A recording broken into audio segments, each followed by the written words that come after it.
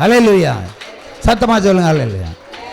பாவம் செய்தது நிமித்தம் பாவ சூழ்நிலையை சாத்தான் ஆயத்தம் பண்ணி ஒரு சகோதரியை கையிலே வைத்திருந்த சாத்தானுடைய கோர பிடிகளிலிருந்து விடுதலை கொடுத்திருக்கிறார் என்று சொன்ன மந்திரி போறான், எம்எல்ஏ போறான், எல்லா கூட்டம் அங்க போகுது.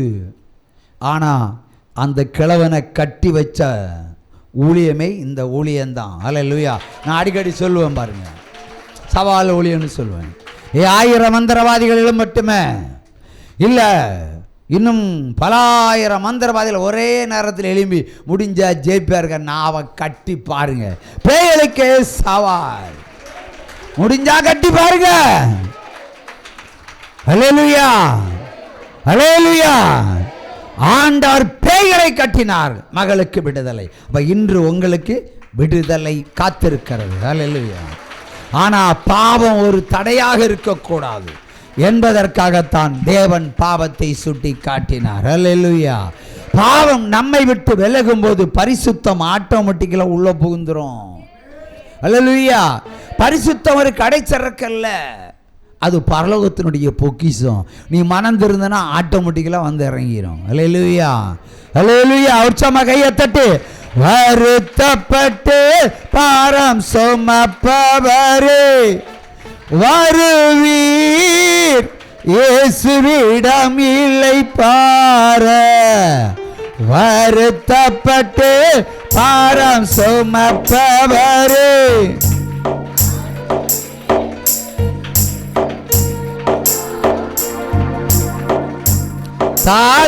தாகமுள்ளோரே வாருமென்றார், தாகத்தோடு வாரும் சமாரியாளை கண்டார்.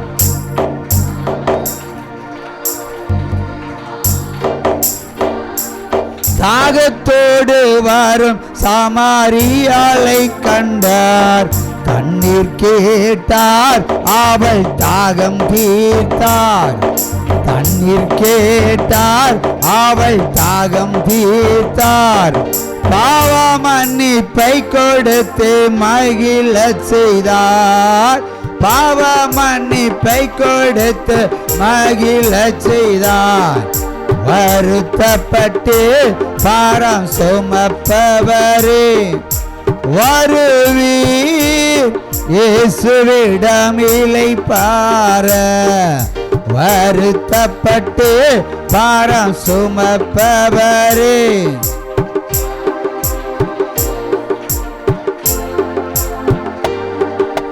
பெரும்பாடுள்ள ஒரு ஸ்திரீ இருந்தாள்.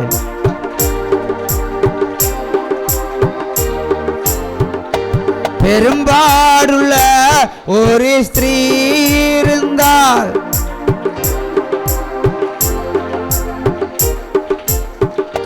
நம்பிக்கை இழந்தால் நாதன் இயேசுவை கண்டார்.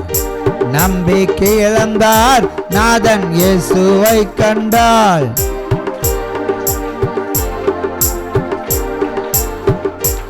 நடுங்கி வஸ்திரம் தொட்டு சுகம் அடைந்தாள்.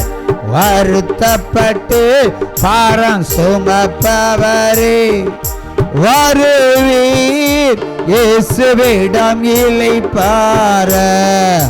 வருத்தப்பட்டு பாரம் சுமப்பவரே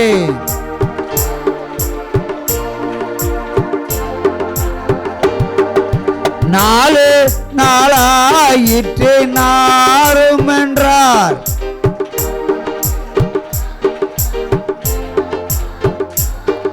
நாலு நாளாயிற்று நாரும் என்றார். நம்பிக்கை விடாதே அவன் பிள்ளை பனண்டார். இயேசு கண்ணீர் விட்டார், கவலைப்பட்டார். இயேசு கண்ணீர் விட்டார். மரித்தவன் உயிர்த்து வர செய்தார். மரித்தவன் உயிர்த்து வர செய்தார். வருத்தப்பட்டு பாரம் சுமப்பவரே வருவீர் இயேசுவிடம் இளைப்பாற. வருத்தப்பட்டு பாரம் சுமப்பவரே,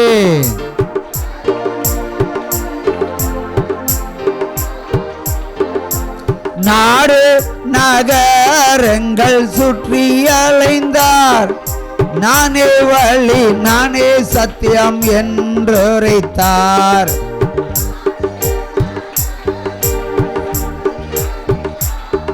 நானே வழி நானே சத்தியம் என்றுரைத்தார்.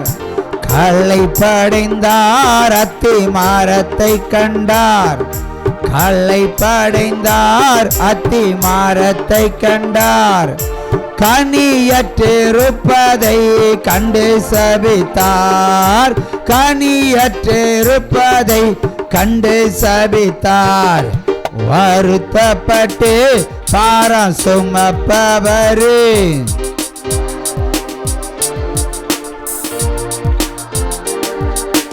வருத்தப்பட்டு பாரம் சுமப்பவரே.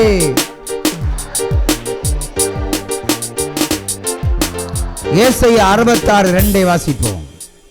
ஏசாயா 66:2.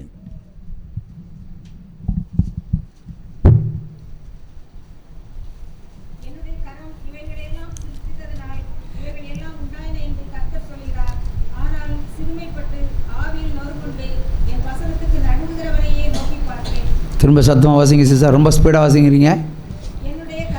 என்னுடைய கரம் இவைகளை எல்லாம் சிருஷ்டித்திருக்கிறது, இவைகளெல்லாம் உண்டாயின என்று கர்த்தர் சொல்லுகிறார்.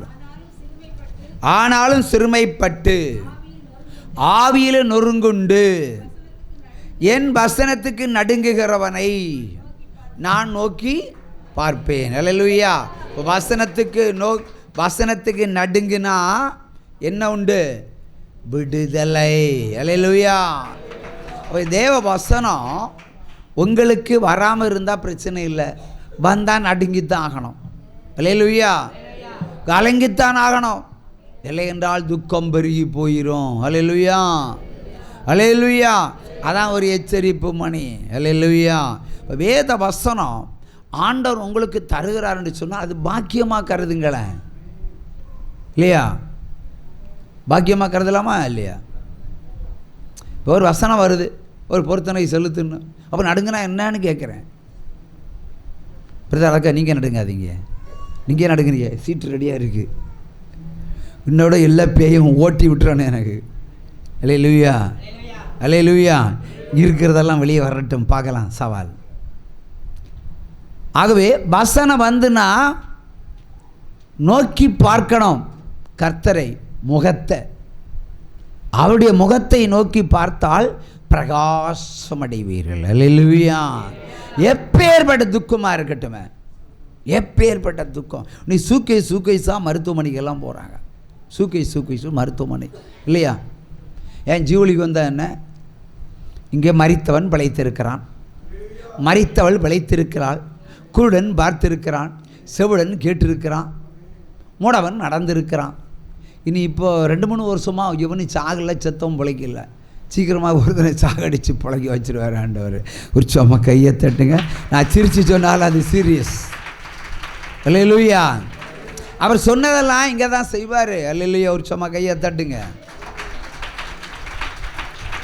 சமீபத்தில் தான் ஒரு செய்தியில் சொன்னேன், இந்தியாவுக்கு துக்கம் வருது, இந்தியாவுக்கு துக்கம். அன்னைக்கு காலையில் சொன்னது சாயங்காலம் நிறைவேறிச்சு. உங்களுக்கே தெரியும், இப்போ டைட்டில் எங்கே ஓடிட்டுருக்கு. அல்லேலூயா. கரூர். இந்தியாவுக்கு துக்கம்னு சொன்னால் துக்கம்தான். நம்ம வாழ்க்கையில் இந்த ஊழியத்தில் அதிகமாக துக்கம்தான் அங்கோட்டு வருது. ஏனென்றால் எல்லோரும் கர்த்தருக்கு கீழ்ப்படிந்தால் எல்லோருக்கும் சகல ஆசீர்வாதத்துக்கு கேரண்டி நானே தான். அவ்வளோதான். அதில் எந்த சந்தேகம் வேண்டாம். பொருளாதாரத்தோடு கொடுத்துருவார், நீங்கள் நினைக்கிற மாதிரி இல்லை. இப்போ ஒரு முறை அவர் தான் ஒரு முறை எனக்கு ஒரு சந்தேகத்தை எழுப்பினார். என்ன சந்தேகத்தை எழுப்புனீங்க பிரதர்? செல்வம் பிரதர், இந்த காணிக்கை விஷயத்தில் ஒரு டவுட்டு எழுப்பிட்டீங்கல்ல. கர்த்தருக்கு கடன் வாங்கி கொடுக்கலாமா? நான் கேட்குற மாதிரி டாக்டருக்கு கடன் வாங்கி கொடுக்கலாமா? வானத்தையும் பூமியை உண்டாக்கின தேவனுக்கு கடன் வாங்கி கொடுக்க மாட்டோம். ஒரு சந்தேகம் நிறைய பேருக்கு இருக்குது, அதனால சொல்கிறோம். ஆனால் டாக்டருக்கு ஏன் கடன் வாங்கி கொடுக்குறோம்? ஒரு மாணவனை படிக்க வைக்கிறேன், ஏன் கடன் வாங்கி படிக்க வைக்க வேண்டும்? ஒரு மகளை கல்யாணம் பண்ணி கொடுக்க வேண்டும், ஏன் கடன் வாங்கி கல்யாணம் பண்ணி கொடுக்குறீங்க? யார் கேட்டது உங்கள்கிட்ட? இல்லையா? சாராயத்தை கடன் வாங்கி குடிக்கிறோம், அப்போ சிந்தனை இல்லை. ஆனால் கர்த்தர் கொடுக்கறதுக்கு மட்டுமே கடன் வாங்கி கொடுக்கலாமான்னு ஒரு கேள்வி வருது. அந்த கேள்வியை எழுப்புறது சாத்தான். அல்லையே, உச்சமாக கையை தட்டுங்க. இயேசு தான் நமக்கு என்ன சொல்லிட்டு போனார்? நீ கொடு, அப்பொழுது அமைக்கி குலுக்கி சரிய உன் மடியில் போடுவேன்னு சொன்னார். சொன்னாரா இல்லையா? நீ கொடு, அப்பொழுது அமைக்கி குலுக்கி சரிய மடியில் போடுவேன்னு சொன்னார். சொன்னாரா இல்லையா? நம்புறீங்களா இல்லையா? ஏன் அப்போ நமக்கு தரமாட்டார்? நம்ம 40 வருஷம் பஞ்சத்தில் இருப்போம், உண்மைதான். 10 வருஷம் சோதனைக்குள்ளே இருப்போம், உண்மைதான். ஆனால் மிச்சம் இருக்கிற வயதான காலங்கள் இருக்கிறதா, ஐஸ்வர்யத்தில் நம்ம மிகுதியாய் இருப்போம். இப்போ கடன் வாங்கினா தானே அடுத்து கடன் கொடுக்க முடியும். இப்போ கடன் வாங்கிறதுக்குன்னே ஒரு காலம் இல்லையா? கடன் வாங்கிறதுக்குன்னே ஒரு காலம். அப்போ அதை யார் பயன்படுத்துறது? சாத்தானா பயன்படுத்தணும்.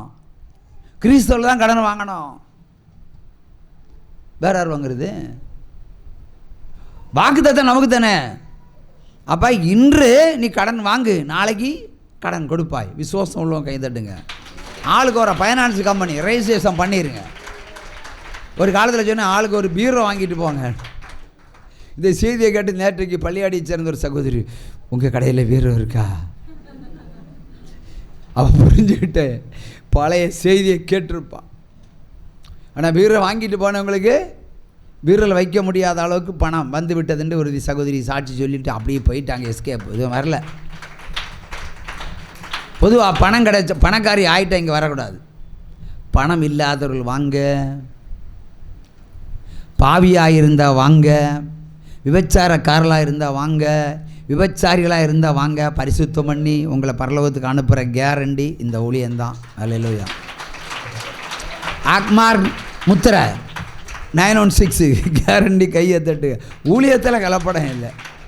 என்னிடத்தில் குறை கண்டுபிடிக்கலாம், ஆனால் ஊழியத்தில் யாராலும் குறை கண்டுபிடிக்க முடியாது. ஆனால் பைபிளில் இருந்து ஏதாவது ஒரு கேள்வி கேளுங்க, நான் பதில் தரேன். Anybody ask any question against me. யாராவது உண்டா? அவை ஊழியத்தில் கரை இல்லை. ஏனென்று சொன்னால் ஊழியம் கர்த்தருடையது, என்னுடையதல்ல. ஹல்லேலூயா. உங்களுக்காக அவர் பேசுவார். அநேகர் சொல்லுவாங்க, பெரிய மூதாட்டிகள், நீங்கள் பேசலையா, என் அப்பா பேசுகிறாருன்னு. ஏசப்பா பேச நிறைய பேர் சொல்கிறத நான் கேட்டிருக்கிறேன். ஆனால் நான் உணர்ந்திருக்கிறேன், எனக்கு தெரியும் அவர் தான் பேசுவார்ன்னு. ஆனால் நிறைய பேர் சொல்கிறாங்க. அல்லேலூயா. இப்போ இங்கே தான் இருந்த ஒரு விசுவாசி, முறுக்கு கம்பெனி கை தூக்குங்க, கை தூக்குங்க. முறுக்கு அங்கே சாட்சி சொன்னவங்க மட்டும் தூக்குங்க சார். ஓ, முறுக்கு கம்பெனி 2 பேரும் தூக்கிட்டீங்களோ? முறுக்கு கம்பெனி யார் பேரில் இருக்குது? ஆண்டவருக்கு பேரில் இருக்கு. அது நான் வச்ச பேர். நீங்கள் வச்ச பேர் என்ன? ரூபி முறுக்கு. ரூபி பேர் யார்? எல்லாம் தன்னை உயர்த்துக்கிறவர்களாக இருக்கிறார்கள். அப்போ நானும் ஜேபிஆர் ஊழியம் வைக்கட்டுமோ? சரி, ஒரு முறை சாட்சி சொன்னீங்கல்ல, என்னை காலை பிடிச்சிட்டு காலை தொட்டு அது சொன்னதை சொல்லுங்கள் பார்ப்போம். ம் ம் ம்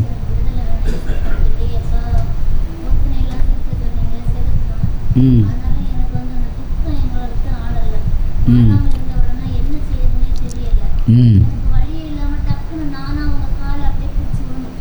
ம்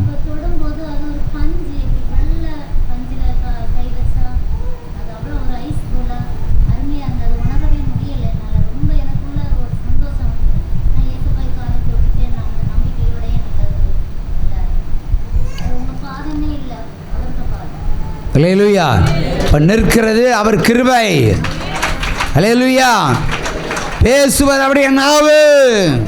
ஹல்லேலூயா, ஹல்லேலூயா, ஹல்லேலூயா. ஆக பெருமைக்காக சொல்லலை, இந்த சரீரத்திலிருந்து புறப்படுற வார்த்தைக்கு செவி கொடுங்கன்னு சொல்கிறேன். செழிக்கத்தான் சொல்லுகிறேன். ஹல்லேலூயா. நிச்சயமாக எவ்வளோ சோதனை உண்டோ அத்தனை சோதனை இந்த ஜீவ ஒளியில் தான் தருவார் உங்களுக்கு. அதெல்லாம் மாற்று கருத்து கிடையாது. நல்லா சோதிப்பார், நல்லா புடமுடுவார். ஹல்லேலூயா. நல்ல கிள்ளு தருவார், தலையில் உச்சந்தல் அடிப்பார், கோரவாரி காற்றை போல் வந்து உங்களை தொடுவார், பட்டயத்தை சொருகுவார், வெட்டுவார், குத்துவார், பாட்டை பிச்சு எடுத்துருவார். அக்கு வேறு ஆணி வேறு, ஆனால் மொத்தமாக சேர்த்து ஆசீர்வதிப்பார். அதில் there is no doubt. ஹல்லேலூயா. ஏனென்று சொன்னால் இந்த ஊழியத்தை உருவாக்குவதற்கு முன்பாகவே கர்த்தர் இந்த பூமியில் வந்து நின்றார். என் மனைவி சொல்லுவா, மாமியார் மருமகள் சண்டை வச்சு என் ஆஸ்திகளெல்லாம் நான் இழந்து விட்டேன், ஒன்றையும் எடுக்கலை. அவளுக்கு முந்தானியை பிடிச்சிக்கிட்டு இந்த பில்டிங்கில் வந்தேன். அப்போ இந்த பில்டிங் கிடையாது, அது ஒரு பிரிண்டிங் ப்ரெஸ்ஸு, ஒரு கம்போசிங் ஸ்டாண்டு, அதுக்கு அடியில் தான் எங்களுக்கு பெட்ரூமு. மழை பெய்தா அந்த பழைய காலத்து எழுத்துக்கள் அதில் தண்ணி நிறைஞ்சு நிற்கும். அதில் மிச்சம் மீதி தண்ணி கொஞ்சமாக வெளியே வந்து எங்களுடைய உறக்கத்தில் அது ட்ராப்பாக விழும். இதுதான் எங்களுடைய படுக்கையா, ஆதிகால படுக்கை. ஹல்லேலூயா. அவள் ஒரு குள்ளம் பாஸ்டர் வந்தார். ஒரு குள்ளம் பாஸ்டர். பொதுவாக குள்ளனை நம்பாதன்னு சொல்லுவாங்க, அது நமக்கு தெரியாது பொதுவாக. ஆனால் உண்மையிலே அது ஒரு குள்ளம் தான். அவர் என்ன பொண்டாட்டியை பிரெயின் வாஷ் பண்ணிட்டார். எப்படி பண்ணிட்டாருன்னா, சிஸ்டர் சென்னைக்கெல்லாம் போகாதீங்க, கர்த்தர் உங்களை ஆசீர்வதிப்பார். நீங்கள் சென்னை போனீங்கன்னா இந்த பூமி உங்களுக்கு கிடைக்காது, இருக்கிற பூமியும் கிடைக்காது. அப்போ விசுவாசத்தில் ஒரு